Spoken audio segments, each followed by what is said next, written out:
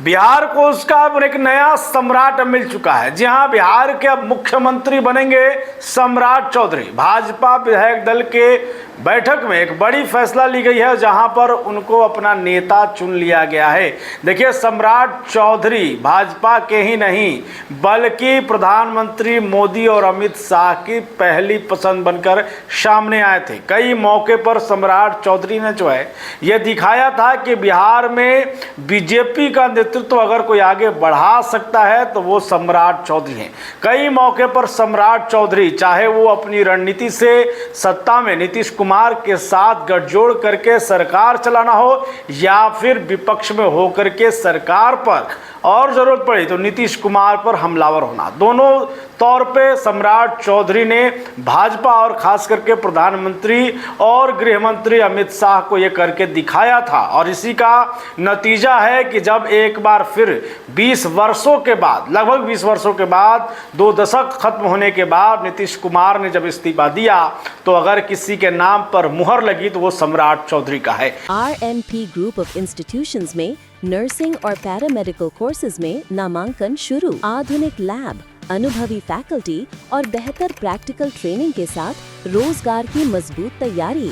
बेटीज बेटों के उज्जवल भविष्य की शुरुआत RNP ग्रुप के साथ। देखिए, सम्राट चौधरी अब भाजपा के मुख्यमंत्री के तौर पर, बिहार के मुख्यमंत्री के तौर पर अब सामने आ जाएंगे। नई कैबिनेट की बैठक के साथ ही नई कैबिनेट की शुरुआत होगी। कई मंत्री बनेंगे, जदयू कोटे से कई मंत्री बनेंगे, भाजपा से कई मंत्री बनेंगे।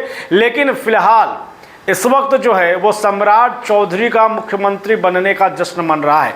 आपको बता दें कि बिहार के मुख्यमंत्री नीतीश कुमार ने इस्तीफा दिया, राज्यपाल को अपना इस्तीफा सौंपा। उसी के बाद से अटकलें तेज थी।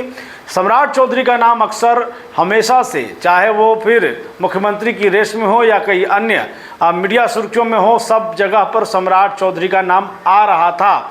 अब ये युवा बिहार है और इस युवा बिहार का नेतृत्व जो है वो सम्राट चौधरी करेंगे। यानी कि अब बिहार में बुलडोजर की संस्कृति भी देखने को मिल सकती है। ऐसा कहा जाता है कि यूपी के योगी आदित्यनाथ जो बुलडोजर बाबा थे, उनसे कहीं कम जो हैं वो आपको बिहार के सम्राट चौधरी नहीं है। क्योंकि जब गृह मंत्री की एक बड़ी जिम्मेवारी उन्हें मिली तो फिर कई जगहों पर बुलडोजर एक्शन देखने को मिला था। वैसे में अब सम्राट चौधरी को मुख्यमंत्री की कुर्सी मिलना कई बड़ी जवाबदेही और जिम्मेवारियों को भी सामने लगता है। इस दौरान जब मुख्यमंत्री नीतीश कुमार ने अपना इस्तीफा सौंपा तो बिहार वासियों के नाम पर उन्होंने अपना एक भावुक जो है वो एक पोस्ट शेयर किया। पोस्ट में क्या है आपको बताते हैं। दरअसल वो लिखते हैं कि 24 नवंबर 2005 को राज्य में पहली बार एनडीए की सरकार बनी थी। तब से राज्य में कानून का राज है और हम लगातार विकास के काम में लगे हुए हैं।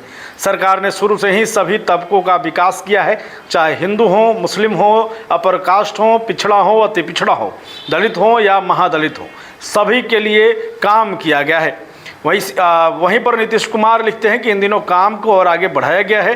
अगले 5 वर्षों में यानी कि 2025 से 30 के लिए 7 निश्चय 3 का गठन किया गया है। इससे ज़्यादा काम होगा और बिहार काफ़ी आगे बढ़ेगा। बिहार के विकास में केंद्र का भी पूरा सहयोग मिल रहा है। इसके लिए उन्होंने प्रधानमंत्री मोदी को भी नमन किया है और साथ ही उन्होंने बिहार और तेज़ी से विकास होगा इसके लिए भी, और खास करके देश के टॉप राज्यों में शामिल होगा इसके लिए भी उन्होंने प्रधानमंत्री मोदी को शुक्रिया किया है। उन्होंने कहा कि हमने बिहार के लोगों के लिए बहुत काम किया है। इतने दिनों से हमने लगातार लोगों की सेवा की है। हमने तय किया था कि आप मुख्यमंत्री का पद छोड़ देंगे और इसीलिए आज मंत्रिमंडल की बैठक के बाद माननीय राज्यपाल से मिलकर उन्होंने इस्तीफा सौंप दिया। अब नई सरकार यहाँ पर काम देखेगी। इसी के साथ में जब मुख्यमंत्री नीतीश कुमार राज्यपाल से मिलने गए, अपना इस्तीफा सौंपने गए, तो अपने ठीक बगल में सम्राट चौधरी को बिठा कर ले गए। ये साफ संकेत था कि सम्राट चौधरी के नाम पर ही नीतीश कुमार माने हैं। आखिरकार नीतीश कुमार और सम्राट चौधरी की इतनी करीबी जो रिश्ते हैं वो कैसे आए, इस पर भी हम आपको बताएंगे पूरी कहानी। फिलहाल इतना ही। लगातार देखते रहिए बुलेट न्यूज़ टीवी।